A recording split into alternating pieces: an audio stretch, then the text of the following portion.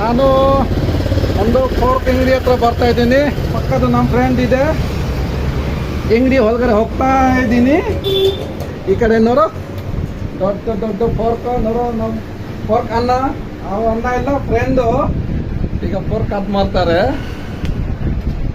ಅದು ಈ ಬೆಂಗಳೂರಲ್ಲಿ ಕುಮಾರಸ್ವಾಮಿ ಲೇಔಟ್. ಯಾರ್ಯಾರು ಫೋರ್ಕ್ ಬೇಕಂದ್ರೆ ಬನ್ನಿ ದಯವಿಟ್ಟು.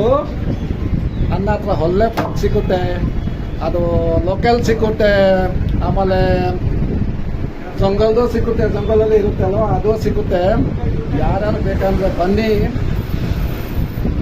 ರೇಟ್ ಕಮ್ಮಿ ಇದೆ ಬೇರೆ ಕಡೆ ತನಕ.